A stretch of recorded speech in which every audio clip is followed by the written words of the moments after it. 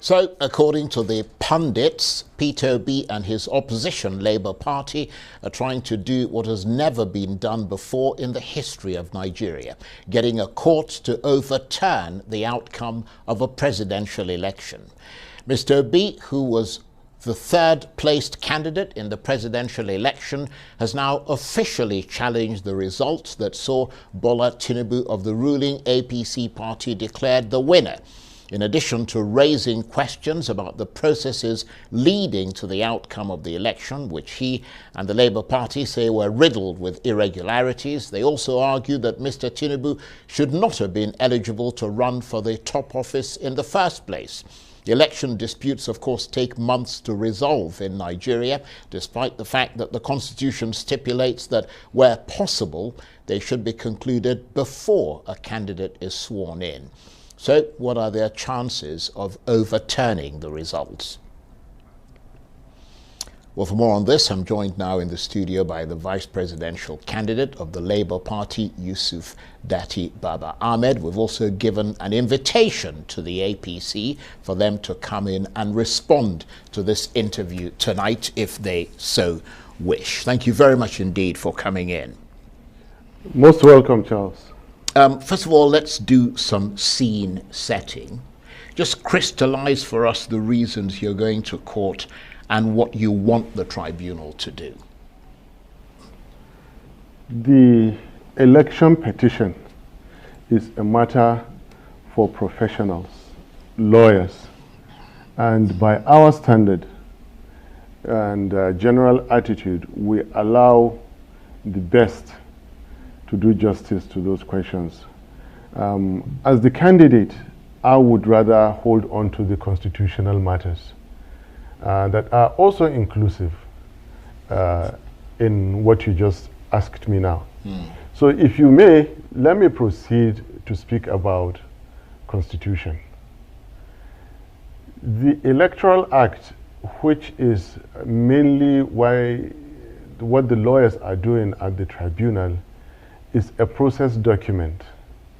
The Constitution is a different document in its entirety. Nations exist because they have a constitution. A constitutional breach is a big issue. It's a make or break issue. We're not just talking about losing the election. We're now talking about a constitutional breach. Where you have a constitutional breach, there is no president-elect. I beg to say, by the standard meaning of Section 134, there is the clear interpretation of 134, and there is the INEC interpretation of 134. Now, I'm going to hold on to that. I'll stick to that, and I'll deliver victory on that.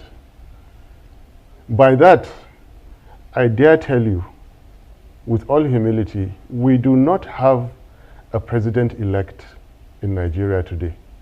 What Alhaji Tinubu is holding is a dud certificate, is a dud check. There are no funds in that account. It will bounce.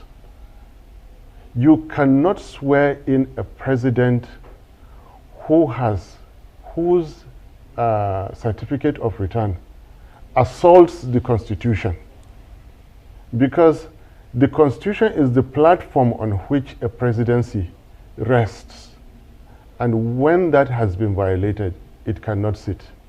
Mr. President, do not organize that handover. CJN, your lordship, do not swear in this man so long as that problem is not cured. Swearing in Alhaji Tinubu is as good as swearing in a military regime. They are both unconstitutional. Well, no, hold on. Yeah. This is the all-important thing now. Well, let me just make a quick disclaimer before you go. Before you do. Because he will be sworn in unless the courts find in agreement with what you're saying. So, listen, right. Let them swear him in for not 4 years, for 100 years. he will remain an unconstitutionally sworn in president.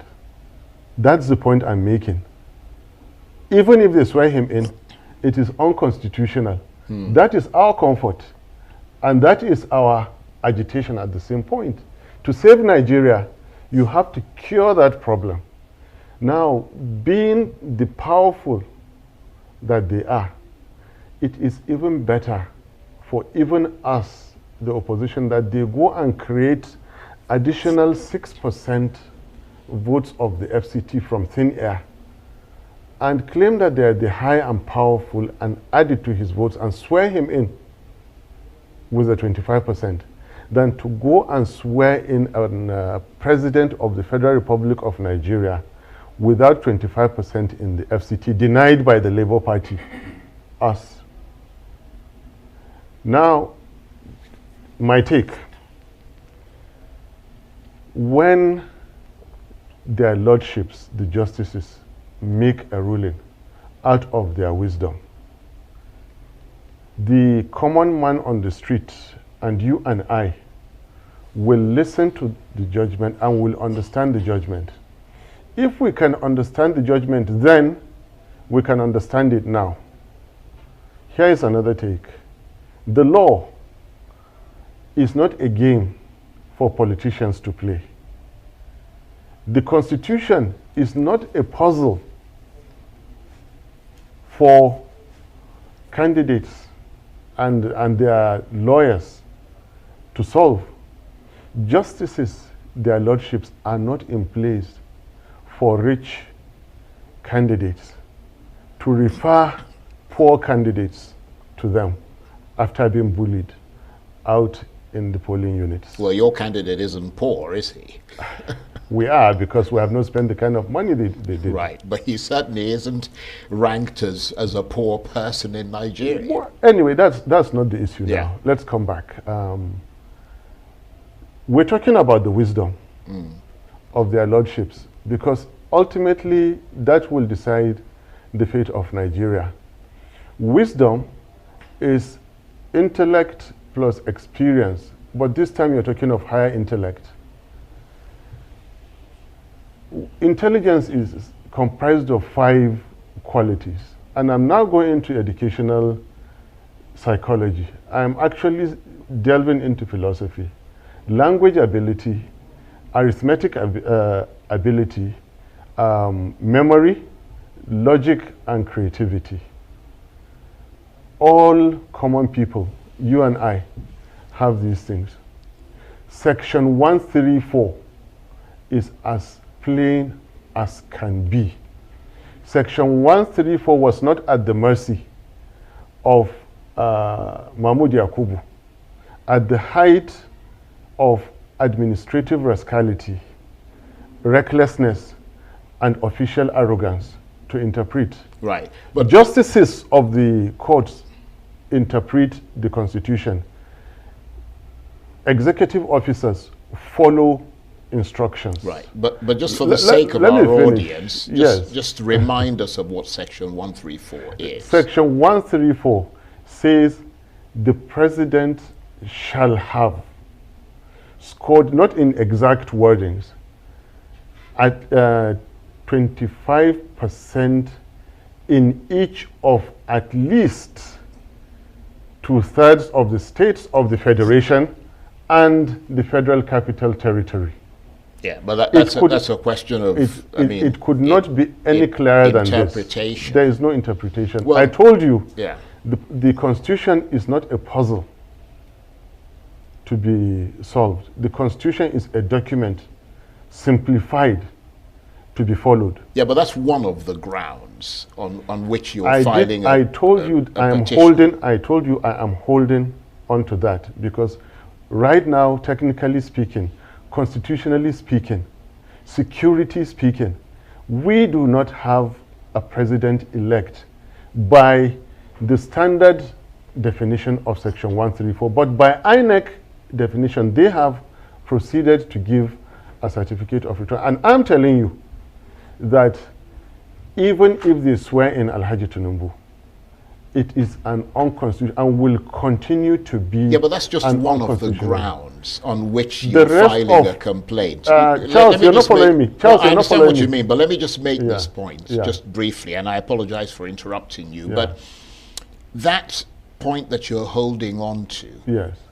has not been clearly determined by legal precedent. So we've got senior advocates of Nigeria arguing on both sides of the fence, for and against. Can I answer you? Yeah.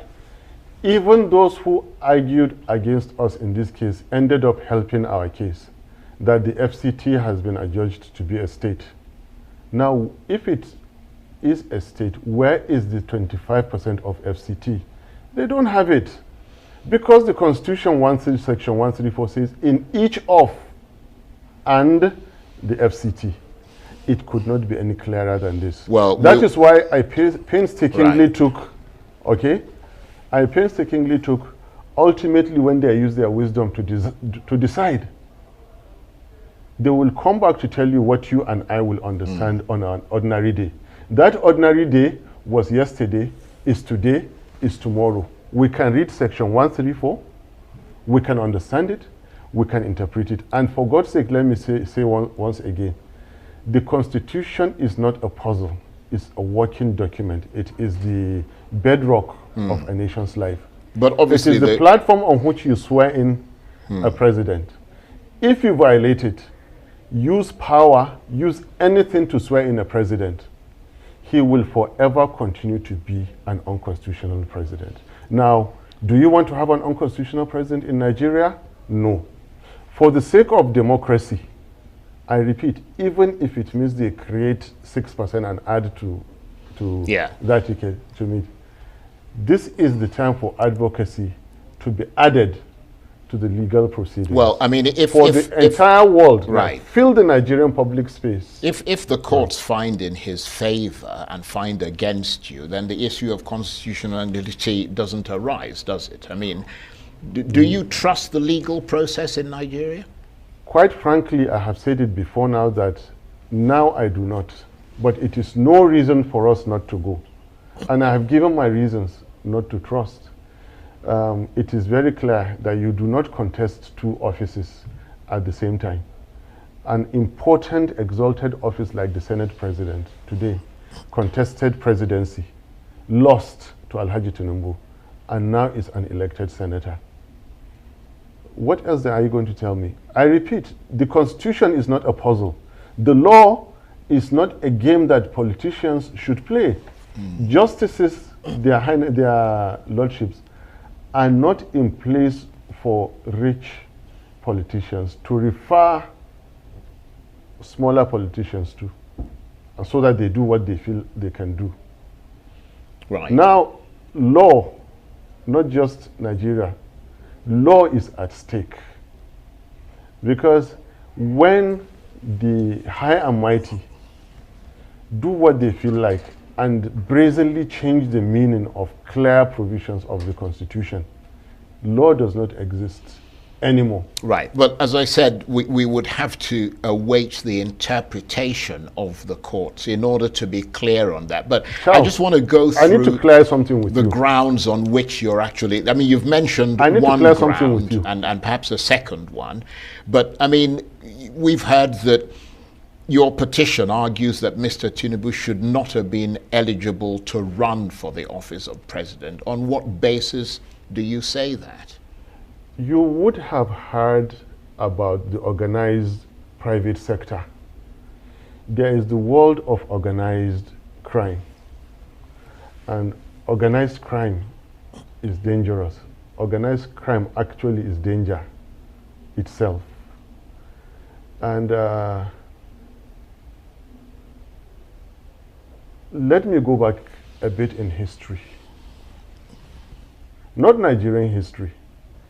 There were, you insisted in asking this question, so you should bear the brunt of the answers. In the America's 1930s, the people like Ben Siegel. In the 80s, that drug lord who threw a justice from the helicopter And now you have El Chapo, who can always get himself out of prison. Anything that has to do with drugs is nightmare to a nation. Right. So that's I'm one of telling the you, yeah. yes. That's one of the grounds on That's which you're you filing. asked for it. Let me answer No, you. Don't sure. run away. Don't run away, No, Charles. I'm not running you away. Asked, I'm you simply asked. trying to find the grounds. I'm not trying to. You I'm not asked. trying to indict anybody. You can't I stop just want me. the You grounds. can't stop me. So that's You so asked. that's one of the grounds. We have to be careful what we say because it's in court in any case now. So, but what I'm curious to know is that, I mean, people expected. Perhaps, I mean, I've looked at your petition. I mean, I've scanned through it. I haven't read every single word. It's more than 100. Well, you need to so read it's it. about 100 pages long, and it was sent to me fairly late this evening. But I'm wondering how challenging and daunting it has been for you collecting evidence from the 176,000 polling units and more sort of, I mean, lots of collation centers across the country, because people were expecting that that would form a significant part of your petition, that you would present evidence of manipulation, of fraud, of intimidation, of things that happened in those polling units as a way to strengthen your case. But I'm not seeing that in your petition. We hit them where they don't expect. We didn't ask them to rig elections. We didn't ask them. There are many things. In fact, we've been very, very kind on these people. We've been very, very gentle with them. Look, all of us can account for our political opponents. Ask other elected people or elect to declare, to account for their political opponents. Ngige is alive. In my own case, all of them from McAfee that I have faced and defeated, they are all alive. Other people elect cannot tell you the same. In Lagos, in Borno State, they can't tell you this. We're talking about danger. So we on our own part have been careful in saying, but you asked the question, some gentleman forfeited $460,000 in order not to go to prison. And now is a president-elect somewhere having assaulted the Constitution. Well, yes, we will put it in our petition. Well, it is in your petition. It is. I mean, I saw like I told you, we never expected them to behave the way they did, so we will hit them where they don't expect to be hit. What if you go all the way to the Supreme Court and your case is thrown out? What then? We are mortal beings. We are ordinary citizens. We never claim to be high and mighty. It has happened before. We just take it. Remember, Nigerians contested through Peter Obi and me. It is not Peter Obi and me contesting, it is Nigerians. So, well, Nigerians' obedience, we did our best. They are more powerful than us. Nigeria is a speck of dust. Sorry, the whole world is a speck of dust. Nigeria is a stain on that speck of dust in Almighty God's creations. God will do with Nigeria what he feels like. Put it in the hand of drug lords, put it in the hand of murderers, put it in the hand of businessmen, educationists. God Almighty will decide that. So I am not bothered. Let Supreme Court decide. What I'll continue to do is to come back to tell you that the incoming government of Alhaji Tinubu and Malam Shetima, from our own mortal understanding of Section 134, is going to be an unconstitutional government. Swearing in that government is as good as swearing in the Nigerian army. I'm not a careless talker. Before I came here, I did my research, I did my homework, I did my prayers. And I know what I'm saying, I repeat. Swearing in Alhaji Tinubu and Malam Shetima is as good as swearing in another, because they are both unconstitutional. You have assaulted, you have violated Section 134. It was not in the place of Professor Yakubu, 4 a.m. to go and declare and interpret what clearly the Constitution, which is not a puzzle. Right. Well, what about a working document? Right. I keep saying that. What about the process of this election? Because that's something that's contained in your petition as well. The Electoral Commission, INEC, has acknowledged that there were major technical hitches which affected the upload of the election results on its server, but they're not admitting to guilt or wrongdoing. That's just technical hitches. I mean, how are you approaching that? I told you we do share responsibilities. And we are leaving what you're asking me to those who are exceptionally versed. Right. The lawyers, basically. The lawyers. And I am taking, for example, this angle of constitutionality.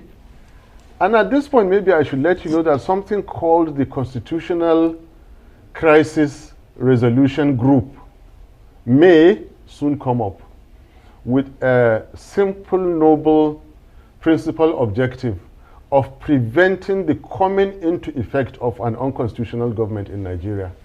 Do you understand? We separate responsibilities. Yes, but of course, it doesn't matter whatever constitutional group does. I mean, it's up to the courts now to make a decision. When you finish listening to what this group will do, then you will understand that everything rests on the court. Right. Because now, everything rests on the Constitution. We're saying the same thing. I keep telling you that the entire nation is a nation because we have a constitution. Yeah, but everything... Which must not be abused. No, I understand that, but everything rests on the interpretation of that constitution by the courts. This is where I've got you.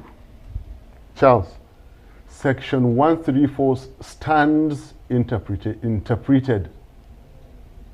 I repeat, it stands interpreted. Well, I've seen suggestions to that effect, but I think we need a reinterpretation in the courts. Listen, go to the ends of this world and come back. The truth is the truth. The meaning of each can never change. The meaning of and can never change. Two people are sitting on this table, Charles Anyagolu and one guy from Labour Party. So you can never, ever change that. And that is why I have told you, the wisdom, which is higher intellect plus experience of their lordships, when eventually they make that ruling, which we will, I commit to accept their ruling today. Even though I don't believe in them, I and Peter will be committed to accepting their ruling. Well, you don't have a choice. I mean, if that's what they decide, exactly. You don't have any other. That's the final. They are our world. They are our world. They are our life. But listen. Yeah. I've told you. By the time they decide it, you and I will understand whatever they understand. Those people who wrote the Constitution are people like you and I. They speak the same English you and I wrote the GCE O levels for. And I dare to tell you again that Section 134 and all other allied and related sections are already interpreted. They are to be followed. They are not a puzzle, I keep telling you, for anybody to play with. Well, we'll have to again wait and see. The Nigerian Constitution has been violated by INEC. Right. But the decision... The Nigerian Constitution has been violated by one reckless chairman you've made that of point INEC. Emphatically. I have, and this has to be... This is what Nigeria is about now. Right. I want to ask you this in the last minute that we've got. Yes. The decision of the tribunal, which should come within 180 days, is of course not final, and this could go, as we said, all the way to the Supreme Court for a conclusive verdict. So it could take upwards of a year, perhaps even longer. But you say you've got the stomach for that. We do. We do have a stomach. We do have the attitude for, in fact, ensuring most of all, which is exactly why I'm here today, that an unconstitutional government must never be sworn in. Tinubu Shetima must never, ever be sworn in because of the violation of the Constitution. So we're not talking of 1 year.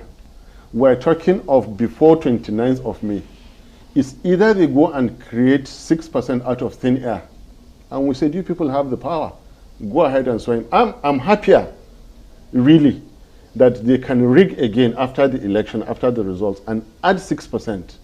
Really, I'm happier than for them to go and swear in this president who, by clear definition, clear interpretation, whatever you call it, go and come back, section 134 has been breached. Nigerian constitution has been breached. If you swear in a president whose certificate breaches the constitution, it is null and void. Even when he is in power, it is null and void. Right. Okay. Even if he lasts the 4 years, it is null and void. 40 years after his 8 years, it was null and void. Okay. This is what we're saying must not happen. You cannot bring in. Right. You cannot You've made that point, Mr. An unconstitutional. Right. You've made that point to Nigeria. Yusuf, we will continue to make that point. Yeah, you have made that point. It, yes. And Yusuf, Datti, Baba, Ahmed, I want to thank you very much indeed for coming in. And he is, of course, the vice presidential candidate of the Labour Party. And let me once again point out that we have tried to